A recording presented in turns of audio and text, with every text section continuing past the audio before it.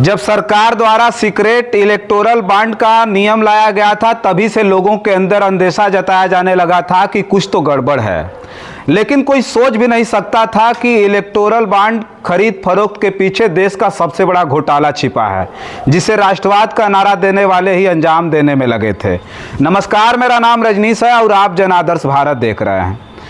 चुनाव आयोग ने गुरुवार 14 मार्च को इलेक्टोरल बॉन्ड का डेटा अपनी वेबसाइट पर जारी किया। इसके मुताबिक भाजपा सबसे ज़्यादा चंदा लेने वाली पार्टी है। 12 अप्रैल 2019 से 11 जनवरी 2024 तक पार्टी को सबसे ज़्यादा 6060 करोड़ रुपए मिले हैं। लिस्ट में दूसरे नंबर पर तृणमूल कांग्रेस 1609 करोड़ और तीसरे नंबर पर कांग्रेस पार्टी 1421 करोड़। हालांकि किस कंपनी ने किस पार्टी को कितना चंदा दिया है, इसका लिस्ट में जिक्र नहीं किया गया है। चुनाव आयोग ने वेबसाइट पर 763 पेजों की 2 लिस्ट अपलोड की है। एक लिस्ट में बॉन्ड खरीदने वालों की जानकारी है। कोर्ट के निर्देश पर एसबीआई ने चुनाव आयोग को बॉन्ड से जुड़ी जानकारी दी थी। दोनों लिस्ट में बॉन्ड खरीदने वालों और उन्हें इनकैश कराने वालों के तो नाम हैं, लेकिन यह पता नहीं चलता है कि किसने यह पैसा किस पार्टी को दिया। इस मामले में याचिका लगाने वाले एडीआर के वकील प्रशांत भूषण ने सवाल उठाया कि एसबीआई ने वह यूनिक कोड नहीं बताया जिससे पता चलता कि किसने किसे चंदा दिया। ऐसे में कोर्ट की जानकारी के लिए वे फिर सुप्रीम कोर्ट जा सकते हैं। कांग्रेस ने इलेक्टोरल बॉन्ड के डेटा पर सवाल उठाए हैं। पार्टी ने कहा दानदाताओं और इसे लेने वालों के आंकड़े में अंतर है। दानदाताओं में 18,871 एंट्री है, जबकि लेने वालों में 20,471 की एंट्री है। पार्टी ने अभी पूछा है कि योजना 2017 में शुरू हुई थी, तो इसमें अप्रैल 2019 से ही डेटा क्यों है। आयोग का कहना है कि उसे यह जानकारी एसबीआई से ऐसी ही मिली है। 2019 से 2024 के बीच 13,334 कंपनियों और लोगों ने कुल 16,518 करोड़ रुपए के बॉन्ड खरीदे। सबसे बड़ा चुनावी चंदा future gaming and hotel services ने दिया है। कंपनी सिक्किम, नागालैंड और पश्चिम बंगाल समेत पूरे देश में लॉटरी टिकट बेचती है। इसे लॉटरी किंग मार्टिन सेंटियागो चलाते हैं।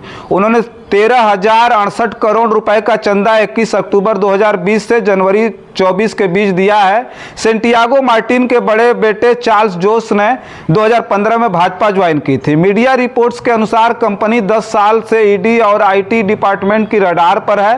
दिसंबर 2021 में ईडी ने कंपनी की 19.6 करोड़ की प्रॉपर्टी अटैच की थी। 2019 में आईटी ने मार्टिन के देश भर में 70 ठिकानों पर छापा भी मारा था। कंपनी के खिलाफ लॉटरी रेगुलेशन एक्ट 1998 के तहत और आईपीसी के तहत कई मामले दर्ज हैं। इलेक्टोरल बॉन्ड का डेटा जारी होने के बाद कांग्रेस नेता जयराम रमेश ने कहा कि भाजपा ने स्कीम के जरिए करोड़ों रुपए का भ्रष्टाचार किया है। उन्होंने इसके 4 कारण बताए हैं। उन्होंने कहा कि हम यूनिक बॉन्ड आईडी नंबर मांगेंगे, इससे पुख्ता तौर पर पता चलेगा कि किसने किसको कितना चंदा दिया है। जयराम रमेश ने कहा कि मेगा इंजीनियरिंग एंड इंफ्रा ने 800 करोड़ रुपए चंदा दिए हैं। अप्रैल 2023 में कंपनी ने 140 करोड़ रुपए डोनेट किए। इसके ठीक 1 महीने के बाद कंपनी का 14,400 करोड़ रुपए का Thane Borivali twin tunnel project मिल गया। वहीं जिंदल स्टील एंड पावर ने 7 अक्टूबर 2022 को 22 करोड़ रुपए का चंदा दिया। उसके ठीक 3 दिन बाद 10 अक्टूबर को गियर प्लामा कोल माइन कंपनी को मिल गई। जयराम रमेश ने कहा कि भाजपा की हफ्ता वसूली की स्ट्रेटजी बहुत आसान थी। भाजपा ईडी, सीबीआई और आईटी की रेट के जरिए हफ्ता यानी कि डोनेशन वसूलती थी। टॉप 30 डोनर्स में से 14 के खिलाफ छापा पड़ चुका है। सिटी साई इलेक्ट्रिकल्स पर दिसंबर 2023 में छापा पड़ा था। उसके बाद जनवरी 2024 में कंपनी ने 40 करोड़ का डोनेशन दे दिया। फ्यूचर गेमिंग कंपनी का भी यही ट्रेंड देखने को मिला है। जयराम रमेश ने कहा कि कुछ कंपनियों ने केंद्र सरकार से कोई प्रोजेक्ट मिलने के तुरंत बाद भाजपा को चंदा देकर एहसान चुकाया है। जैसे वेदांता ग्रुप को Radhikapur west private coal mine 3 मार्च 2021 को मिली। कंपनी ने अगले ही महीने 25 करोड़ रुपए भाजपा को चंदे दिए। जयराम रमेश बोले, पहले कंपनी के मुनाफे का केवल एक छोटा प्रतिशत ही चंदे में दिया जा सकता था। चुनावी बॉन्ड स्कीम में वे प्रतिबंध हटा दिया गया। इससे सेल कंपनियों के लिए ब्लैक मनी चंदे के रूप में देने का रास्ता खुल गया। चुनाव आयोग की लिस्ट में पता चलता है कि क्विक सप्लाई चेन लिमिटेड ने 410 करोड़ रुपए डोनेट किए, जबकि इस कंपनी का पूरा शेयर कैपिटल 130 करोड़ रुपए ही है।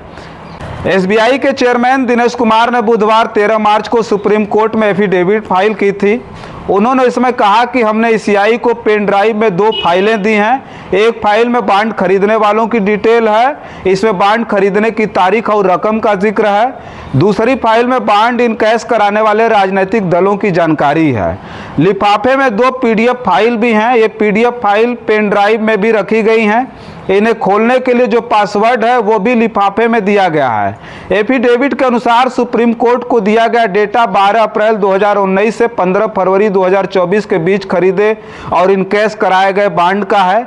एसबीआई के मुताबिक 1 अप्रैल से 11 अप्रैल 2019 तक 3,346 चुनावी बांड खरीदे गए थे। इसमें से 1,609 इनकैश कराए गए। 1 अप्रैल 2019 से 15 फरवरी 2024 के बीच कुल 22,217 बांड खरीदे गए। 12 अप्रैल 2019 से 15 फरवरी 2024 तक कुल खरीदे गए चुनावी बांड की संख्या 18,871 थी। इसमें 20,421 बांड इनकैश कराए गए। गुप्त चुनावी चंदा के नाम पर सरकारी एजेंसियों का इस्तेमाल करके धन वसूली के खिलाफ अब आम जनता को उठकर बेहिचक जवाब देने का वक्त आ गया है।